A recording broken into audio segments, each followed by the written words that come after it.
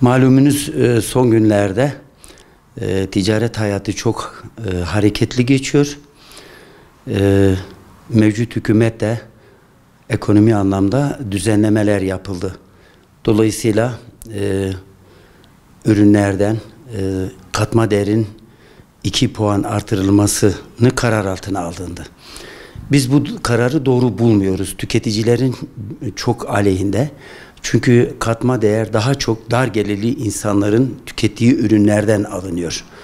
Dolayısıyla daha önceki yıllarda da bu katma değerinin zaman içerisinde 2 veya 8-10 puan düşürülmüştü. Dar gelirli düşünülerek bu puan düşürülmüştü. Ama şimdi yeniden 2 puan %8 olan katma değerinin %10'a, %18'in %20 vesaireye çıkartılması zaten zor geçinen dar gelirli veya sabit gelirli kişilerinin ekonomi anlamda kendilerini zor durumda bıraktığını düşünüyoruz.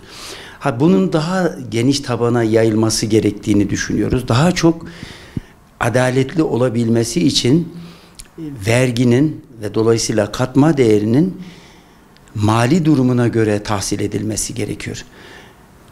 Katma değer nihai tüketiciden alınan bir vergidir. Çünkü her satıcı malını satarken fabrikadan toptancıya, toptancıdan dağıtıcıya, dağıtıcıdan parakendeciye gelene kadar her biri kendi aldığı katma değeri mahsup ediyor. Ama dolayısıyla nihai tüketici, son tüketici dediğimiz kişiye geldiği zaman asıl katma değeri tüketici veriyor. Dolayısıyla tüketici de daha çok dar gelirli insanlardır. Onun için ekonomik durumunu daha çok sıkıntıya sokuyor. Biz bunu daha çok daha lüks mallerin, ürünlerinden, lüks tüketimlerden alınmasının hatta %2 değil daha fazla da alınabileceğini düşünüyoruz. Birçok vergi alınırken maalesef tüketicinin veya toplumun mali durumu göz önünde alınmadan direkt alınıyor. Onun için biz bunun haksız olduğunu düşünüyoruz ve karşı çıkıyoruz. Örneğin motorlu taşıtlar vergisinde de aynı durum ortaya çıktı. Motorlu taşıtlar vergisi de Ocak'ta ödenen taksidine ilave bir taksit getirildi. Ayrıca Temmuz'da ödenmesi gereken ikinci taksite ikinci bir taksit. Yani 2 taksit 4 taksite çıkmış oldu. Oysa hukukta hiçbir zaman geçmişe yönelik tüketicinin aleyhine bir kanun çıkartılmaz. Nitekim bu kanunla ilgili 2003 yılında da benzer şekilde ek vergi konuldu ve Anayasa Mahkemesi tarafından da iptal edildi.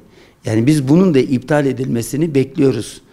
Bununla ilgili yine tüketicilerimizin tepkileri çok fazla. Yani mali bütçenin düzelebilmesi için sadece vergileri artırmakla olmaz. 1, geniş tabana yayacaksınız. 2, ciddi bir disiplin uygulayacaksınız.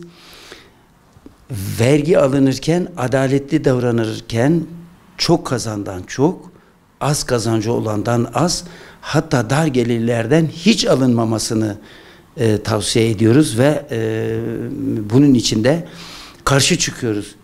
Ya insanın susuz yaşamayacağı bir dünyada yaşıyoruz.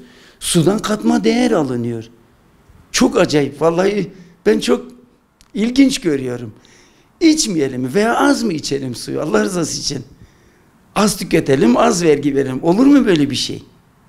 Onun için ben bu katma değerinin yeniden değerlendirilmesini, yeniden gözden geçirilmesini ve tüketicilerin hayati önem taşıyan ve zorunlu olarak tüketilen ürünlerden bu verginin değil %8 veya 18 hatta bunların da %0'a indirilmesini düşünüyorum. Olması gerektiğini düşünüyorum.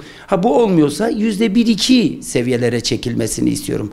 Kaldı ki biz bunun geri çekilmesini nitekim hükümet de bu sene Mart ayında bazı katma değerlerinin ekonomik nedenlerden dolayı düşürdü.